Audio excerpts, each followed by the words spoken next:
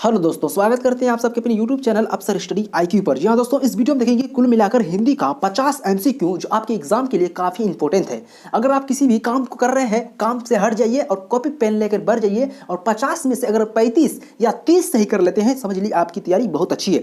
तो चलिए शुरू करते हैं और देखते हैं आपकी तैयारी कैसी है। ऑप्शन नंबर पहला प्रश्न कह रहा है, बालकृष्ण भट्ट किस युग के सहायताकार है। बालकृष्ण भट्ट जो है किस युग के सहायताकार है, आपसे पूछा जा रहा है। ऑप्शन ए भारतेंदु युग, ऑप्शन बी द्विवेदी युग। बिल्कुल इसका सही आंसर ऑप्शन नंबर ए हो जाएंगे। भारतेंदु युग के जो है कवि कौन है, तो याद रखिएगा बालकृष्ण भट्ट है। ठीक है, अगला प्रश्न, बातचीत शीर्षक निबंध क्या है। बातचीत शीर्षक मेरे भाई निबंध है। बातचीत शीर्षक में क्या है, तो बातचीत शीर्षक जो है वो एक प्रकार का निबंध है और इसके निबंध कार्य पूछा जा रहा है, लेखक पूछा जा रहा है आपसे, तो क्या हो जाएंगे, ऑप्शन नंबर ए ना हो जाएगा बालकृष्ण भट्ट। अगला प्रश्न, उसने कहा था किस प्रकार की कहानी है। देखिए, उसने कहा था एक प्रकार की क्या है, कहानी है और इसकी कहानी के रचयिता कौन है आपसे पूछा जा रहा है, तो बिल्कुल चंद्र शर्मा गुलेरी हो जाएगा। यह वीडियो आपको टेस्ट के तौर पर प्रोवाइड किया जाता है, तो जरूर इसे ध्यान से देखिए और बताइए कमेंट में आपका कितना प्रश्न सही होता है। ठीक है, दूसरा प्रश्न, गुलेरी जी का मूल निवास स्थान कहाँ था। गुलेरी जी का मूल निवास स्थान कहाँ था, ये आपसे पूछा जा रहा है, तो बताइए इसका आंसर क्या हो जाएंगे। बिल्कुल ऑप्शन नंबर इसका डी हो जाएंगे, गुलेर कंगरा हिमाचल प्रदेश में जो है गुलेरी जी का जन्म हुआ था। अगला प्रश्न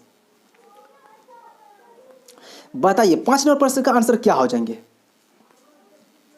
संपूर्ण क्रांति शीर्षक क्या, याद रखिएगा संपूर्ण क्रांति शीर्षक मेरे भाई भाषण है। तो भाषण को किसने दिया था, याद रखिएगा जयप्रकाश नारायण ने पटना के गांधी मैदान में 5 जून 1974 को दिया था। ठीक है, अगला प्रश्न, बिहार के छात्र आंदोलन का जेपी किसे कहा जाता है, जयप्रकाश नारायण को कहा जाता है, का नेतृत्व किसने किया था। तो किसने किया था, जयप्रकाश नारायण ने किया था। कब किया था, 1974 ईस्वी में किया था। ऑप्शन नंबर इसका बी बिल्कुल सही आंसर हो जाएंगे। अगला प्रश्न, किस पाठ में कहा गया है जिस पुरुष में नारी तो नहीं वो अपूर्ण है। किस पाठ में कहा गया, हमने आपको पढ़ाया भी है। बिल्कुल नर और नारी की बात है, समझ लीजिए अर्धनारीश्वर की बात हो रही है। ऑप्शन इसका बी बिल्कुल सही आंसर हो जाएंगे। अगला प्रश्न, अर्धनारीश्वर शीर्षक क्या है, याद रखिएगा अर्धनारीश्वर शीर्षक मेरे भाई निबंध है और इसके निबंधकार यानी कि लेखक पूछा जा रहा है आपसे, क्या हो जाएंगे, तो बिल्कुल क्या बोले आप लोग ने, हाँ बिल्कुल जय क्या रामधारी सिंह दिनकर। अगला प्रश्न, अज्ञे का पूरा नाम क्या है, आपके एग्जाम में पूछा जाएगा अज्ञे का पूरा नाम क्या है, तो मेरे भाई बताइएगा सच्चिदानंद हीरानंद वात्स्यायन अज्ञे जो अज्ञे जी का पूरा नाम है। ऑप्शन नंबर बी इसका सही आंसर हो जाएंगे। अगला प्रश्न, अकेलापन किस पाठ की उक्ति है, विपत्तियां व्यक्ति को पूर्ण बनाने वाली होती है। किस पाठ की उक्ति है जो मेरे भाई विपत्तियां क्या करने वाले व्यक्ति को अपूर्ण बनाने वाली होती है, तो याद रखिएगा इसका राइट आंसर क्या हो जाएंगे, एक लेख और एक पत्र, जिसकी रचना किसने की थी, भगत सिंह ने की थी। अगला प्रश्न, एक लेख और एक पत्र किस पाठ के लेखक कौन है, यानी कि आपको पूछा जा रहा है एक लेख और एक पाठ जो है किसके द्वारा लिखा गया, तो याद रखिएगा भगत सिंह के द्वारा लिखा गया है।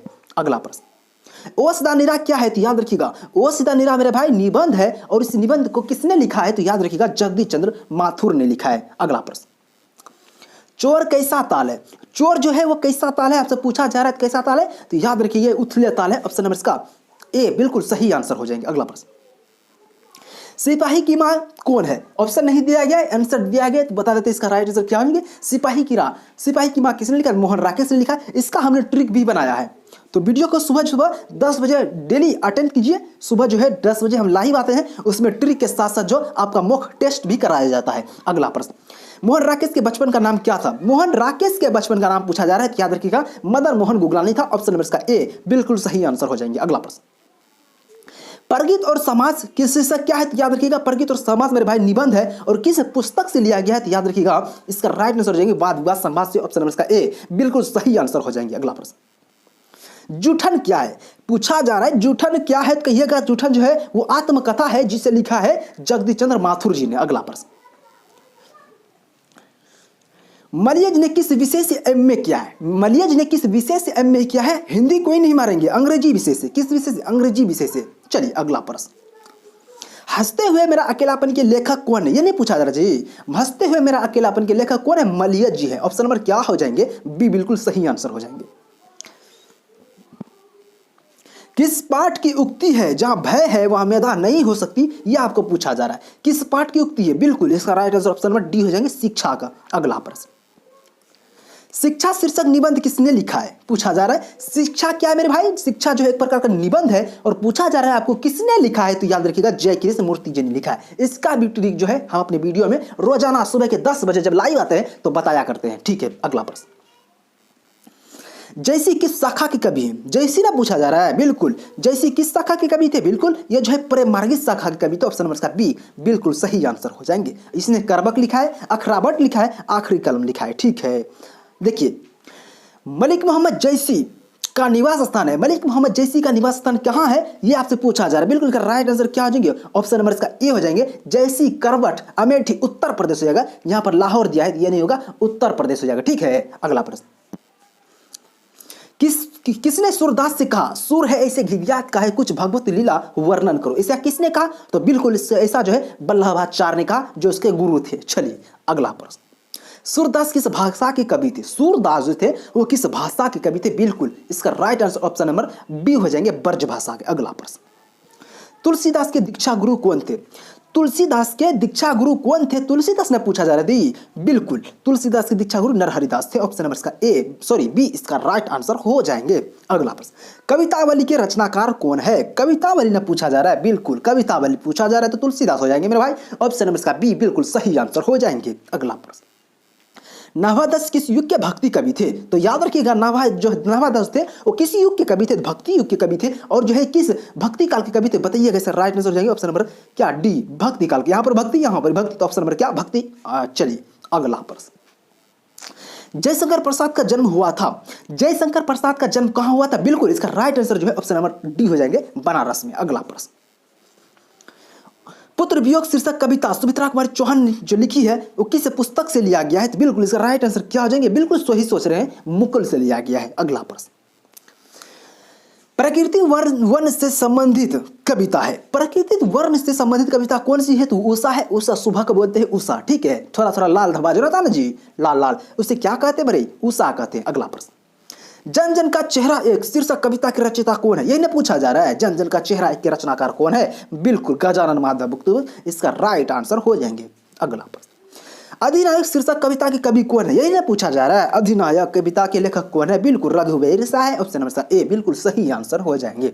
अगला प्रश्न, कवि रघुवीर शाह का जन्म कहाँ हुआ था, यही ना पूछा जा रहा है, कवि रघुवीर शाह का जन्म कहाँ हुआ था, इसका राइट आंसर क्या हो जाएंगे, बिल्कुल इसका राइट आंसर हो जाएंगे लखनऊ उत्तर प्रदेश में हुआ था। अगला प्रश्न, प्यारे नन्हे बेटे को कविता में लोहा किसका प्रतीक है, यही ना पूछा जा रहा है। पहले आपको बता दें, प्यारे नन्हे बेटे को विनोद कुमार शुक्ल ने लिखा है, इसमें लोहा का प्रतीक जो है मेरे भाई, इसमें जो लोहा का प्रतीक कौन है, कर्म है। अगला प्रश्न,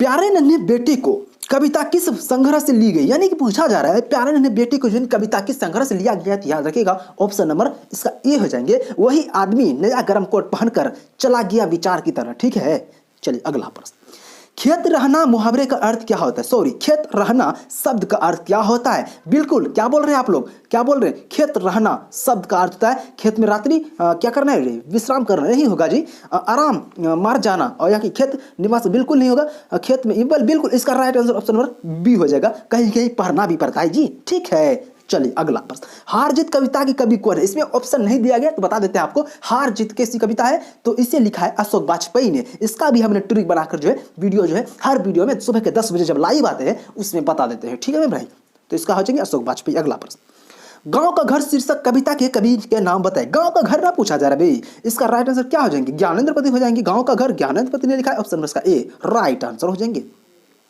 पहला सम्मान ज्ञानेंद्र पति को कब मिला, पहला सम्मान ना पूछा जा रहा है जी, सब पहला सम्मान ज्ञानेंद्र पति को कब मिला था, बिल्कुल इसका राइट आंसर क्या हो जाएंगे। चलिए ये क्वेश्चन जो आपको टेस्ट के तौर पर दे रहे हैं, इसका आंसर आप लोग कमेंट में बताइएगा। अगला प्रश्न, पेशगी शीर्षक कहानी के रचयिता कौन है, पेशगी ना पूछा जा रहा है जी, पेशगी के लेखक कौन है, बिल्कुल क्या हो जाएंगे, एंटोन चेखव हो जाएंगे, ऑप्शन नंबर इसका बी बिल्कुल सही आंसर हो जाएंगे। अगला प्रश्न, हेनरी लोपेज कहाँ के रहने वाले थे, इसमें जो है ना हमको कंफ्यूज लग रहा है, इसका राइट आंसर क्या हो जाएंगे, हेनरी लोपेज हो जाएंगे मेरे भाई। पेशगी के रचनाकार कौन है, हेनरी लोपेज है, एक प्रकार का कहानी है। ठीक है, अरे बोलिए ना, ठीक है बिल्कुल, हेनरी लोपेज कहाँ के रहने वाले थे, बिल्कुल बताइए, हेनरी लोपेज कहाँ के रहने वाले थे, याद रखिएगा कांगो अफ्रीका के रहने वाले थे। अगला प्रश्न, सब्ज बाग दिखाना मुहावरे का अर्थ आता है, दो चार जो है इसमें क्या करते हैं, व्याकरण का क्वेश्चन लाया है, तो बताइए सब्ज बाग दिखाना मुहावरे का अर्थ क्या होता है, ऑप्शन ए झूठ बोलकर ठगना, ऑप्शन बी लालच देना, ऑप्शन सी डराना, यह सब नहीं होगा मेरे भाई, इसमें कहता है व्यर्थ की बात करना, ऑप्शन नंबर इसका बी बिल्कुल सही आंसर हो जाएंगे, ऑप्शन नंबर डी इसका सही आंसर हो जाएंगे। ठीक है, अरे बोलिए ना जी, ठीक है। अगला प्रश्न, गाल बजाना मुहावरे का अर्थ होता है, गाल बजाना मुहावरे का अर्थ क्या होता है जी, बिल्कुल डींग हाँकना, ऑप्शन नंबर इसका ए बिल्कुल सही आंसर हो जाएंगे जी। अगला प्रश्न, जीत चुराना, जीत चुराना किसी भी काम से भागना, ऑप्शन नंबर इसका बी बिल्कुल सही आंसर है। अगला प्रश्न लास्ट, ईंट का जवाब पत्थर से देना, ईंट का जवाब पत्थर से देना, और जो है इसमें कह रहा है किस प्रकार का मुहावरा है, तो याद है किसी भी दुष्टता का करारा जवाब देना, किसी भी दुष्टता का करारा जवाब देना। तो बताइएगा 50 में से आपका कितना प्रश्न सही हुआ, कमेंट में छापिएगा। एक प्रश्न जो आपको टेस्ट के तौर पर दिए हैं उसका आंसर आप लोग कमेंट में बताइएगा। ठीक है, मिलते हैं अगली वीडियो में, और डेली सुबह के 10 बजे हम लाइव आते हैं, तो जुड़ना मत भूलिएगा। ठीक है।